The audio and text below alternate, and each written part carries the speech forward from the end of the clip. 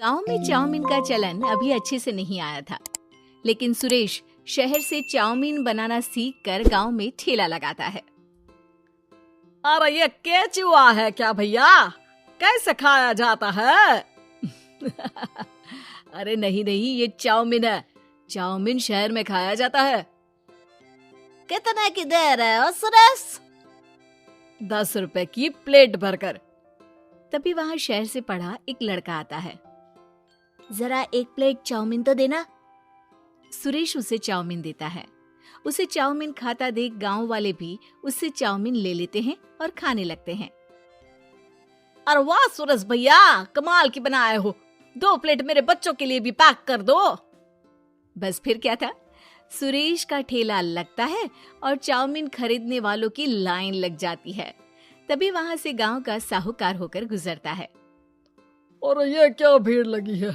लगता है झगड़ा हो गया है गांव में। चलूं मैं अभी तो मजे ले लूं। अरे कहाँ है, इतनी भीड़ लगी है यहाँ? लड़ाई हो गई है क्या? अरे साहूकार साहब, ना ना ना, कोई लड़ाई ना हुई है।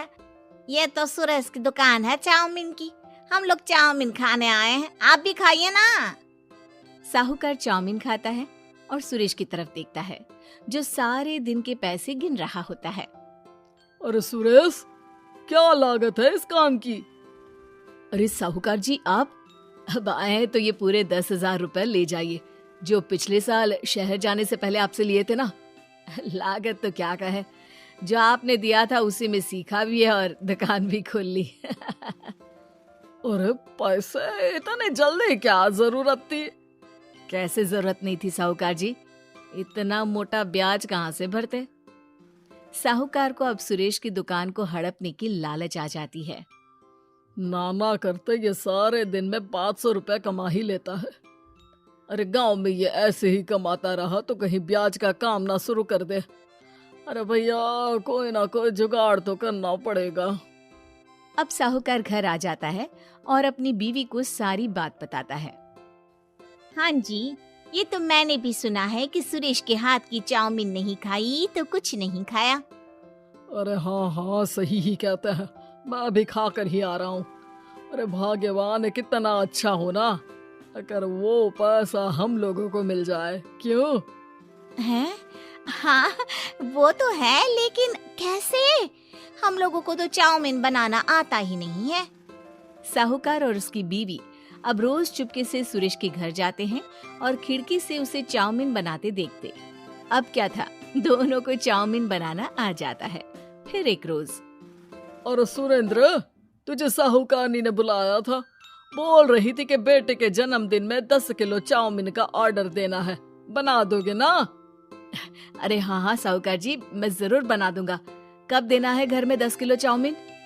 अरे वो तो तू घर आकर बता कर लेना, मैं नहीं बता पाऊंगा। ठीक है, शाम को काम निपटा कर आ जाता हूँ। सुरेश साहूकार के घर जाता है, लेकिन वहाँ मियाँ बीवी मिलकर उसे बंधक बना लेते हैं। अरे मुझे क्यों बांध रखा है? मुझे छोड़ दो। आज से तेरा ठेला मैं लगाऊंगा और बहुत सारे पैसे कमाऊंगा। साहूकार एक आदमी को सुरेश की निगरानी में लगा देता है और वहाँ से चला जाता है। अगले दिन, अरे साहूकार जी, आप कब से चाउमीन बेचने लगे? और अपना ये सुरेश कहाँ गया? अरे वो तो शहर गया है, उसका कोई काम निकल आया था। बोल रहा था कि जब तक वो ना आए तब तक मैं ही उसके ठेले का काम कर दूं। पैसे भी तो बहुत उधार ले रखे थे उसने। लगता है कर्जा भरने के डर से भाग गया है। अरे पर वो तो बोल रहा था कि उसने सारा कर्जा उतार दिया है, और वो क्यों भागेगा? इतना तो कमा रहा था। अरे मुझे क्या पता। अरे चाउमीन खाना है तो बोलो, नहीं तो भागो यहाँ से। अरे हाँ हाँ, दे दो दे दो। अब तो चाउमीन खाना पूरे गांव के लोगों के लिए आदत ही बन गया है। ना खाओ तो नींद ना आए। हाँ हाँ, तो लो और निकालो 50 रुपए। 50 रुपए क्यों? सुरेंद्र तो 10 रुपए में देता था। अरे वो पागल था, मैं थोड़ी ना हूँ। गांव वाले, जिनको चाउमीन की लत लग गई थी, वो करते भी क्या? दे दो, और ये लो 50 रुपए। लेकिन फिर साहूकार उन लोगों को प्लेट में थोड़ी सी चाउमीन रख देता है। अरे ये क्या, पैसे 5 गुना ज्यादा और चाउमीन बस इतनी सी। अरे साहूकार साहब, भगवान से तो डरो। बस फिर क्या था, साहूकार की मन मर्जी चलने लग जाती है और गांव वाले करते भी क्या।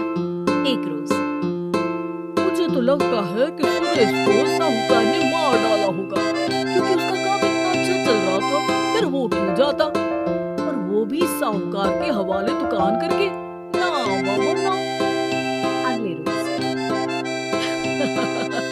भाग्यवान, देखो तो जरा, ये सुरेश भी ना कितना पागल था। जिस काम से वो ज्यादा पैसे बना सकता था, उससे इतने कम पैसे छाप रहा था। 50 रुपए प्लेट में भी गाँव वाले खूब खा रहे हैं चाउमीन। हाँ जी, और जितने में वो लोगों को 10 प्लेट खिलाता था, भर भर कर हम लोग उतने में 20 प्लेट बना रहे हैं। क्यों जी? वहीं सुरेश रोज भगवान से मांगता कि बस एक बार वो किसी तरह वहां से निकलने में कामयाब हो जाए, लेकिन उसकी हर कोशिश नाकामयाब होती। फिर एक दिन, अरे भाग्यवान, ऐसा कुछ करो कि चाउमीन बनाने का खर्चा आधा हो जाए, जिससे हम लोगों को और मुनाफा हो। ना जी, मुझे तो कोई तरकीब ना सूझ रही। अरे सुनो, एक काम करते हैं, चाउमीन बनाने में जो सब्जी लगती है वो मंडी में लेने तुम देर रात चली जाना। तब तक वो सारी सड़ी गली सब्जी जो दुकानदार वहीं फेंक जाते हैं, वो उठा कर ले आना फ्री में। अरे वाह जी वाह, आप तो बहुत समझदार हैं जी। बीवी वैसा ही करती है, लेकिन अब लोग चाउमीन खाते तो मुंह बनाकर। फिर एक बार, अरे राम राम राम, ये पेट में दर्द काहे हो रहा है? आई, आई, आई, आई। हाय रे हाय, मेरा भी पेट दर्द के मारे फटा जा रहा है। सभी को शक हो जाता है कि उन लोगों को चाउमीन खाने से ही ये बीमारी हो गई है। वहीं दूसरी तरफ जो आदमी सुरेश की निगरानी कर रहा था, वो सो रहा होता है और मौका देखकर सुरेश वहां से भाग जाता है। सुरेश गांव वालों के पास जाकर उन्हें सब कुछ बता देता है। बस अब क्या था, साहूकार के घर पुलिस पहुंच जाती है। चलो, तुमने गांव के लोगों को खराब सब्जी वाली चाउमीन खिलाकर बीमार किया और सुरेश को बंधक बनाया। तुम्हें इसीलिए हम गिरफ्तार कर रहे हैं। साहूकार को पुलिस ले जाती है और फिर अगले दिन से सुरेश का ठेला गांव के बाजार में लग जाता है, जहां अब पहले से ज्यादा भीड़ होती है।